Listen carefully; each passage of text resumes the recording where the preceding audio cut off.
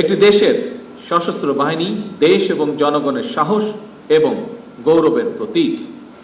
একটি বিশেষায়িত বাহিনী হিসাবে সাহস, দক্ষতা, কৌশল এবং সার্বধানিক প্রযুক্তিতে পিজিআরের পিছিয়ে থাকার কোনোই সুযোগ নেই। সশস্ত্র বাহিনীর পাশাপাশি পিজিআর কিংবা এসএসএফ এর মতন সফিস্টিকেটেড বাহিনীগুলোকেও সরকার আরও আধুনিকায়নের পরিকল্পনা গ্রহণ করেছে। সুশৃঙ্খলতার স্বীকৃতি স্বরূপ পিজিআর চলতি বছর ন্যাশনাল স্ট্যান্ডার্ড পুরস্কারের জন্য মনোনীত হয়েছে। একটি বাহিনী হিসাবে এটি অবশ্যই আপনাদের জন্য অত্যন্ত গৌরবের। এই সাফল্যের জন্য আমি আবারও আপনাদেরকে জানাই আন্তরিক অভিনন্দন। যে কোনো প্রতিকূল পরিস্থিতিতেও আপনাদের ইস্পাত কঠিন দায়িত্ববোধ অবশ্যই প্রশংসনীয়।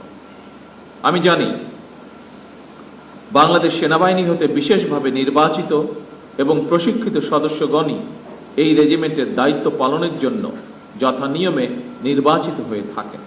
অর্থাৎ প্রেসিডেন্ট গার্ড রেজিমেন্ট সেনাবাহিনীর অধীনেই একটি বিশেষায়িত প্রতিষ্ঠান। সুতরাং পেশাদারিত্ব, আনুগত্য এবং শৃঙ্খলার সমন্বয়ে পিজিআর সদস্যগণ নিজেদের উপর অর্পিত দায়িত্ব যথারীতি পালন করবেন, এটি বিধিবদ্ধ নিয়ম। আপনাদের কার্যক্রমের মাধ্যমে পিজিআরের দক্ষতা এবং একনিষ্ঠতা ফুটে উঠবে, এটি আমরা সকলে প্রত্যাশা করি।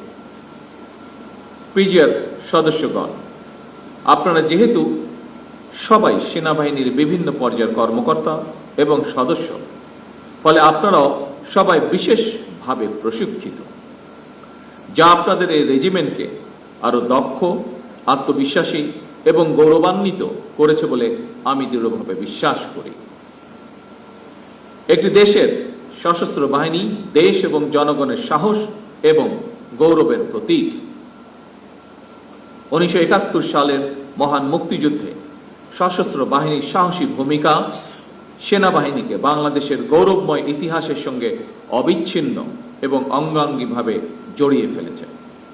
উপস্থিত গার্ডস সদস্যবৃন্দ, যে কোনো বাহিনীর সামনে প্রচলিত চ্যালেঞ্জের বাইরেও বর্তমানে আর্থসামাজিক, ভূ রাজনৈতিক পরিস্থিতি এবং তথ্য প্রযুক্তির অবাধ বিকাশের ফলে বহুমাত্রিক নিরাপত্তা চ্যালেঞ্জ তৈরি হয়েছে।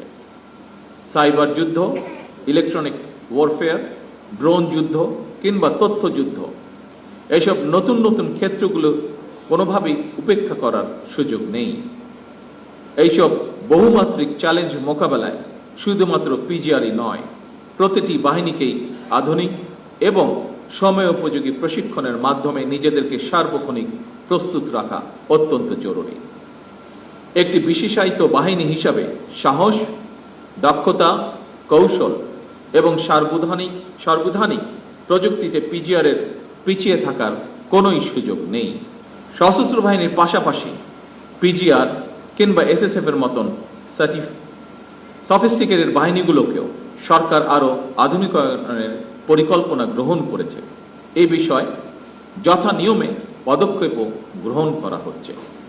আমি বিশ্বাস করি সশস্ত্র বাহিনী যদি দেশপ্রেমে উদ্বুদ্ধ হয়ে কঠোর নিয়মবর্তিতা অনুসরণ এবং পেশাদারিত্ব বজায় রাখেন, তাহলে দেশের সার্বভৌমত্ব আর কখনোই হুমকির সম্মুখীন হবে না বলে আমি বিশ্বাস করি, ইনশাআল্লাহ।